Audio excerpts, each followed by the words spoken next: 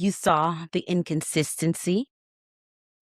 You saw the emotional unavailability. You saw the disappearing acts.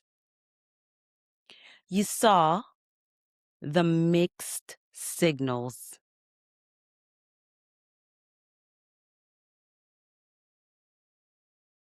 You saw the excuses.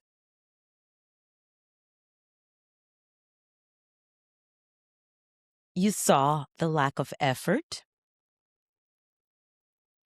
You saw the breadcrumbing. And then you explained it. You justified it. You renamed it. You negotiated with it.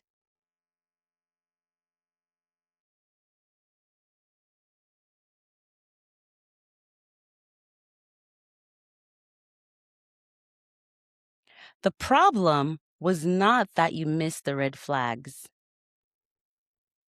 The problem is you saw them and stayed anyway.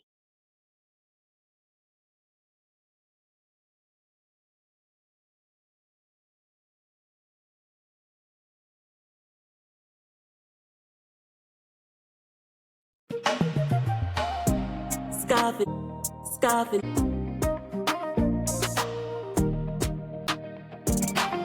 Go make we do this coffee nigga. We are gonna take back for real, Flex like a phoenix, rising from the flame. Stinging like a scorpion, one. Carry my name.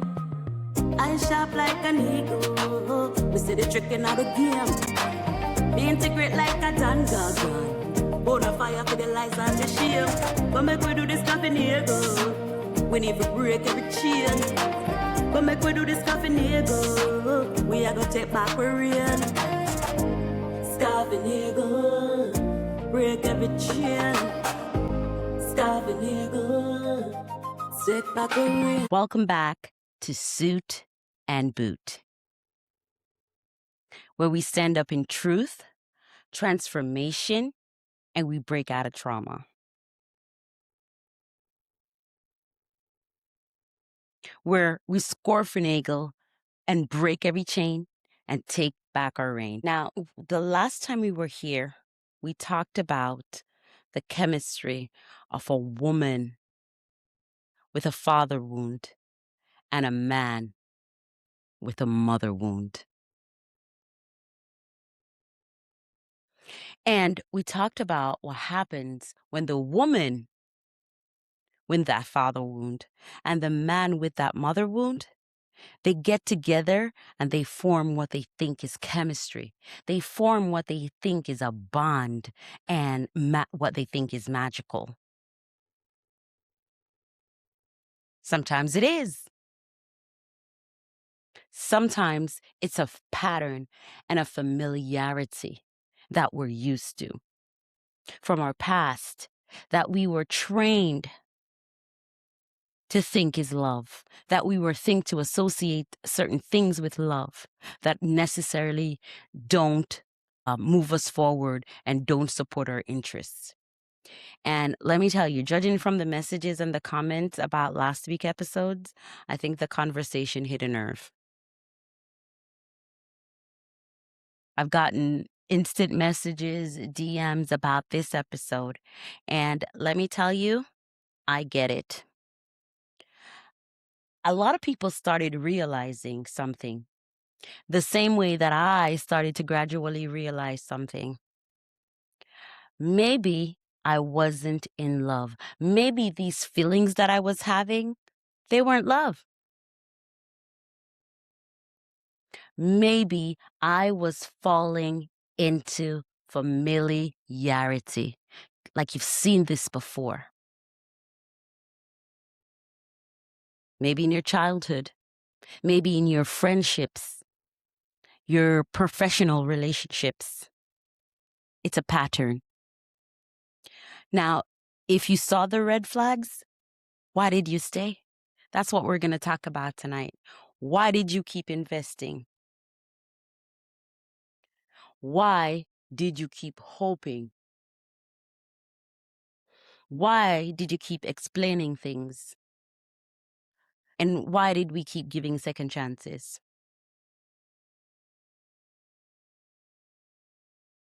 Why did you keep waiting for potential while reality was standing right in front of you?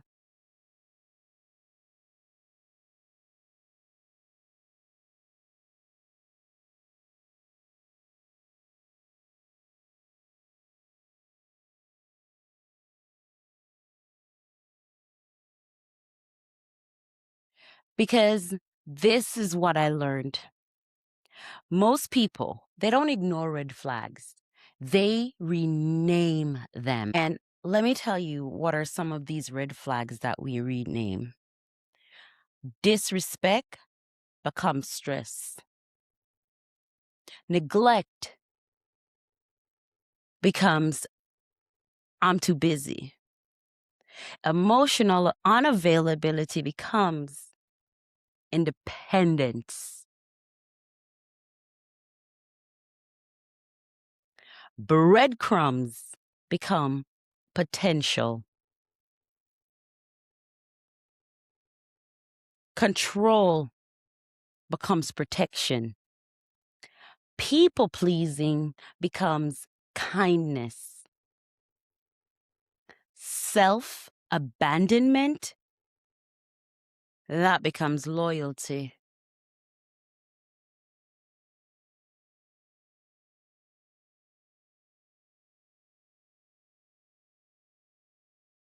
Because if we call something what it actually is, we may have to do something about it.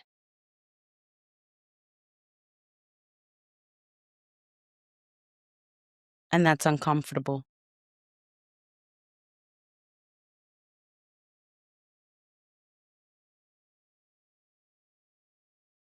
Now, let me give you some examples. Okay?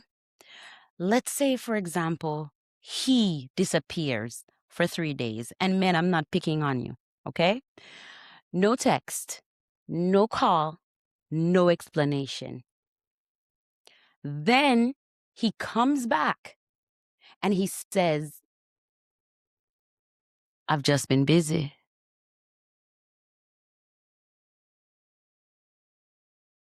Now, instead of saying, no, this is not respectful to me, I'm not okay with this, that doesn't work for me, you say, I understand. You have a lot on your plate. I know you've been busy, and thank you for taking the time to spend with me. No, you don't understand. You abandoned yourself in that scenario. Now, there's a difference. Maybe every time you bring up an issue, they turn it around on you, and now somehow it's your fault. Somehow you've been doing something wrong, and now you're apologizing for the very thing that hurt you. Make it make sense. Now, you leave every conversation with that person totally confused, and now you're questioning yourself. What did I do wrong? What did I say wrong? You're questioning your memory. You're questioning your feelings, even though, honey, you know something feels off.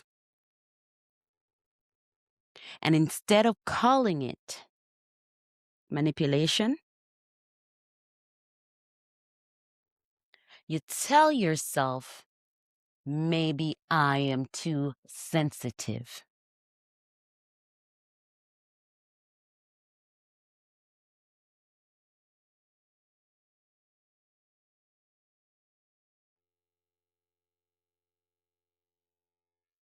Or think about this other scenario. You are the one carrying the entire relationship. Have you ever thought about that? You're planning, you're calling, you're checking in, you're fixing, initiating, holding everything like Atlas with the weight of the world on your shoulders. And you're just holding everything together, just hoping that everything is going to change. And then one day you stop and the entire relationship collapses. You know why? You were not in a partnership. You were in a life support system. You were in survival mode.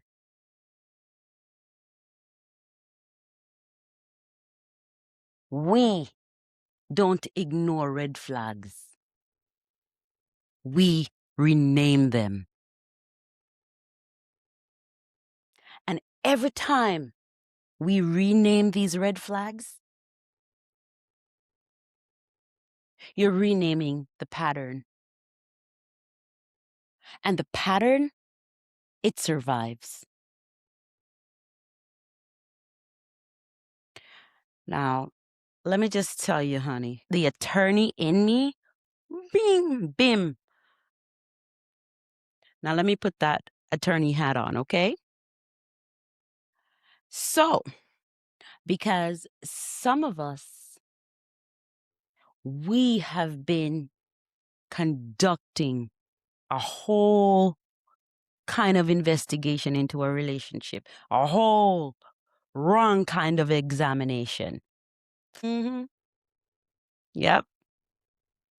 Now, as lawyers, when we see inconsistencies,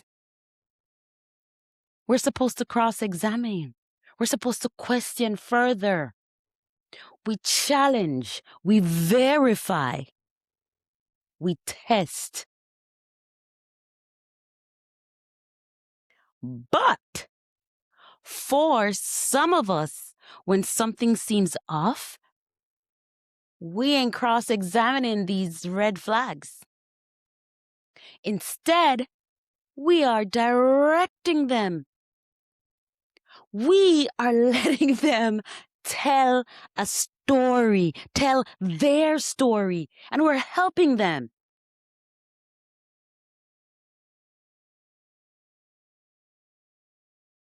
We're filling in the blanks for the red flags. How are we doing that? We're making excuses. We're strengthening their case for them.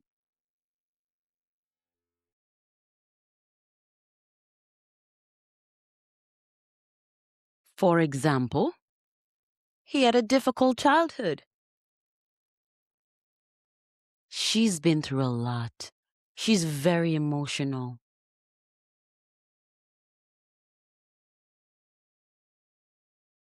He doesn't know how to communicate. He's just stressed, or she's just stressed. He'll change.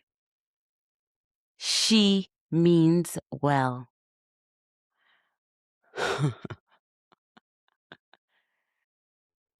And baby, let me just tell you what we're doing here. You're building a stronger case for their behavior than you're building for your own peace.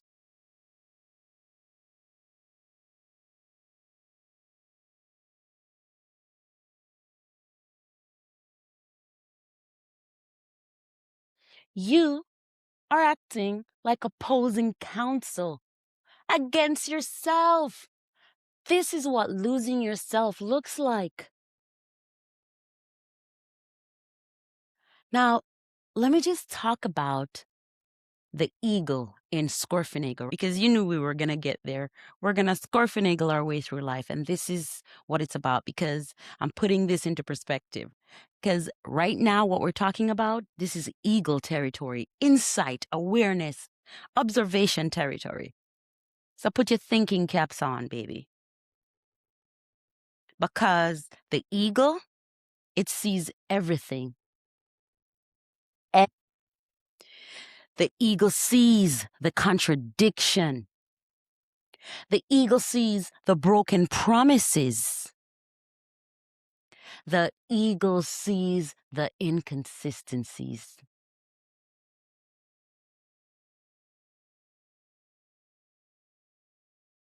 The eagle sees the effort, the imbalance.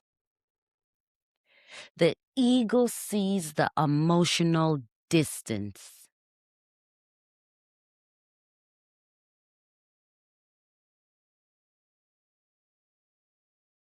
The problem isn't seeing. The problem is moving. What is the next step? And that's where some of us get stuck.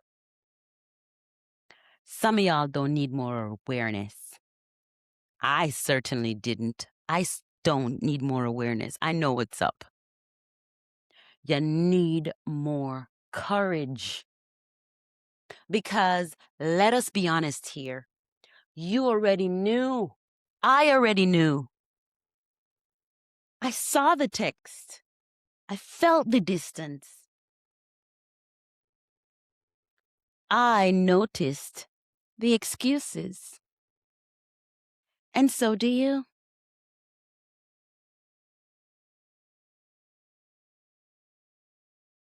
But here's what happened. We fell in love with potential. And potential, that has trapped a lot of good people.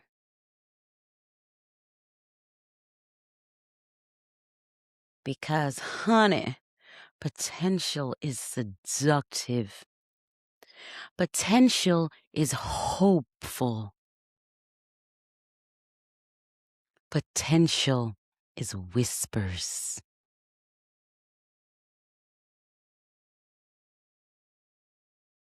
See what those whispers are saying. They'll change. They'll grow. They'll heal.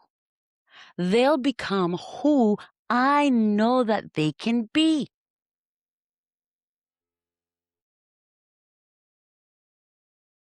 And before you know it, you're no longer dating reality. You're dating possibility.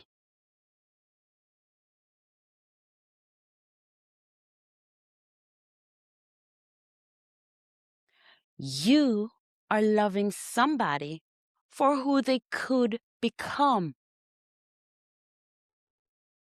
while they keep showing you who they are.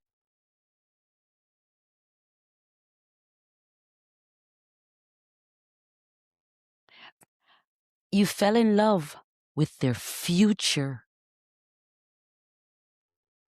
They kept introducing you to their present.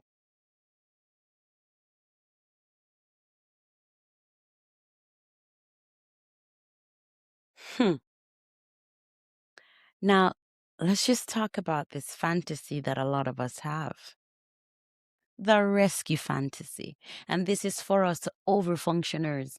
And baby, I know I'm an overfunctioner. The father wounds, the helpers, the fixers, the ride or die crowd.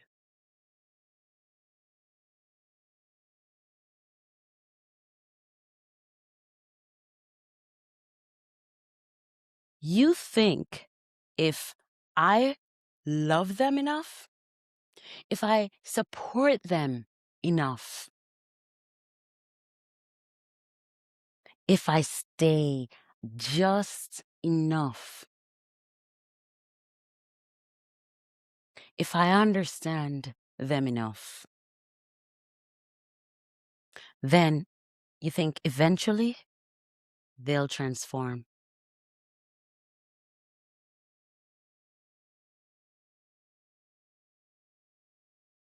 But now you're exhausted. You're overwhelmed. Because you're not in a relationship at that point. You're managing a renovation project.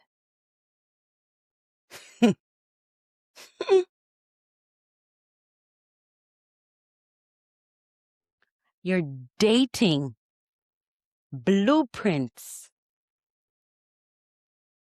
and you're not building anything.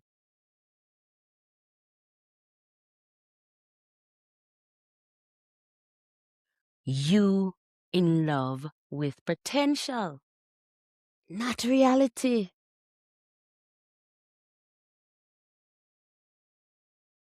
Now, I always got to talk about this marriage, honey, because it was most of my life. And now looking back at it, I see a lot of things that I couldn't see then. And it wasn't because I was an idiot or I was stupid. No. And neither is anybody else that's going through this and experience any of that. No. And it wasn't because I was blind either, because I saw the red flags. And it wasn't because I wasn't aware. I saw things. I felt things. I knew things.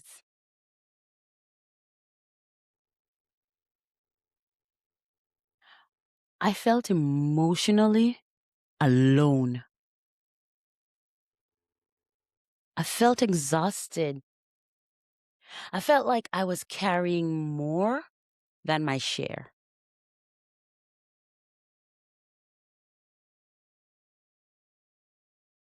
But I kept telling myself, marriage is hard. Relationships take work.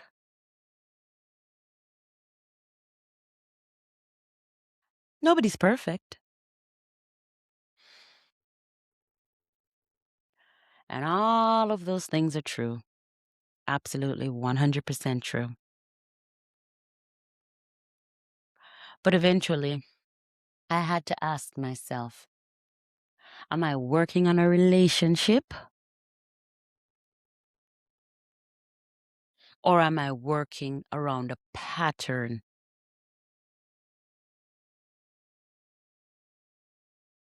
Hmm. Hmm. I had to really think about it. Because those are two different things.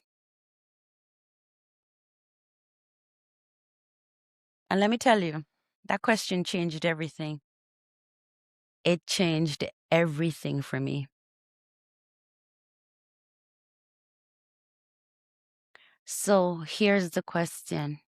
Why do we stay?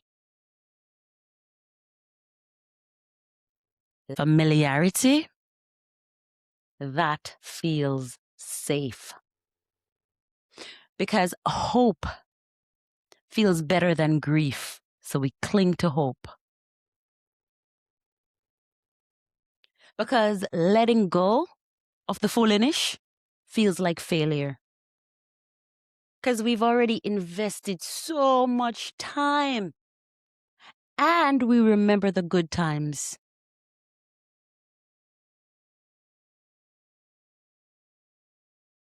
Because we're waiting for the version of the person that we originally met. We're waiting for that person to come back.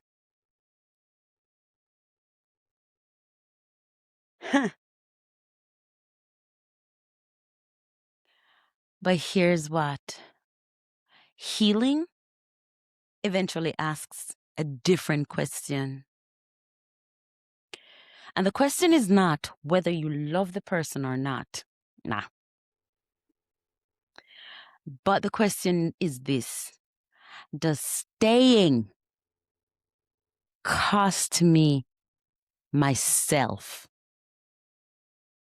Does it cost you? Because at some point, loyalty becomes self-abandonment.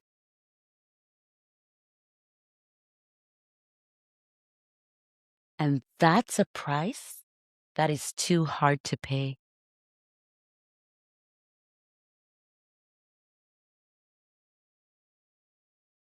And here, let me tell you, when I look back now, you see all these accolades I have? When I look back now, I had lost to myself. That's why Squarfinagle matters so much to me.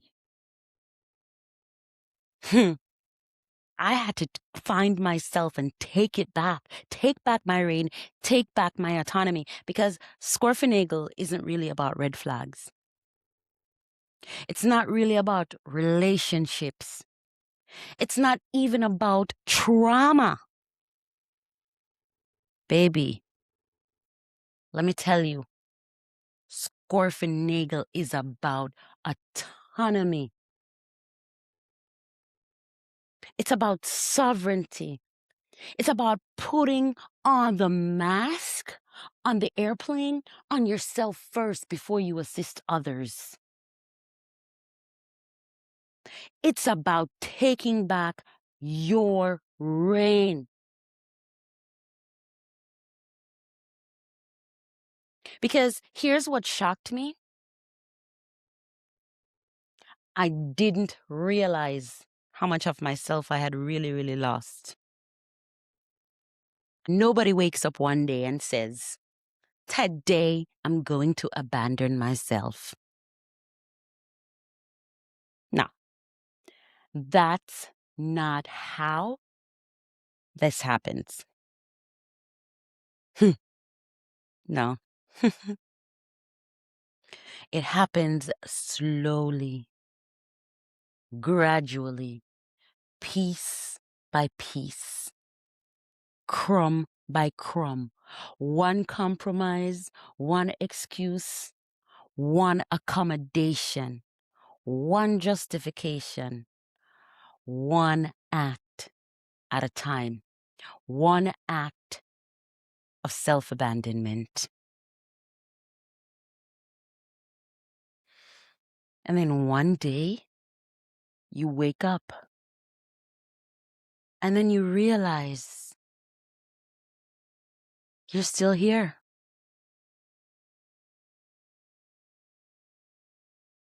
But you're no longer driving.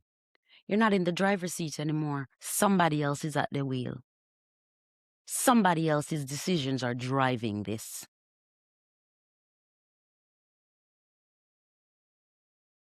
Do you know that this is a pattern that you have?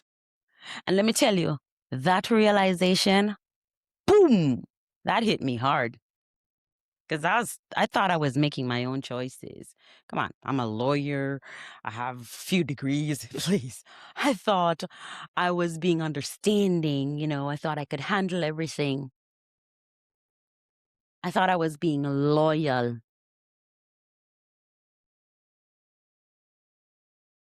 I thought I was being loving. I thought I was doing it differently than my ancestors did it, than my mom and my dad. I thought I was doing it 100% different, and there's no way that the outcome would be what it is. But all of that, my survival patterns, those were making the decisions for me. My fears, my anxiety, those were making the decisions. What are the things I didn't want to relive that I saw my childhood see? My wounds, those were making the decision. My daddy wounds, my mommy wounds, because I got some of those too.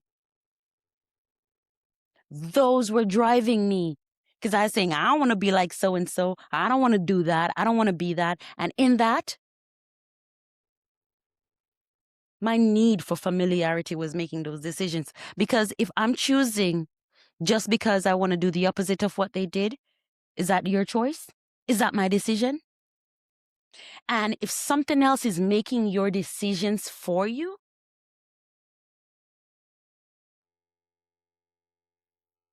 you've surrendered your autonomy. You handed away on a silver platter and you didn't even realize it. But what happens when you become aware that you've handed out? Nothing is going to change. You surrendered it and now you've realized it. You surrender your power. You surrendered your reign. And once you know, what happens?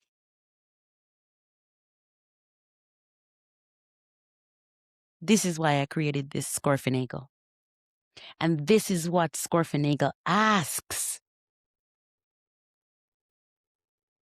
Are you choosing, or are your patterns choosing for you? We don't even realize how important it is. We got to find out first. And let me tell you something. The goal is not perfection, honey. Ain't nobody perfect. The goal is the sovereignty. The goal is becoming conscious enough to take the steering wheel back. Get up and drive. The goal is recognizing when survival is driving. And then you got to choose differently.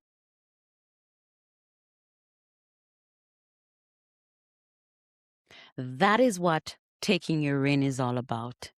Because sometimes we don't even know because we think we got it. Because the patterns, familiarity will trick us.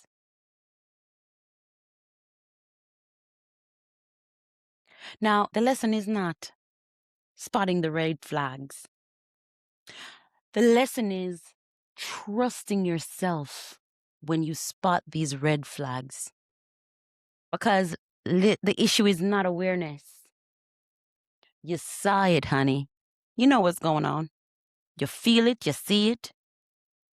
The issue isn't that you're smart or you're intelligent. The issue is, why does your survival pattern keep talking you out of what you already know?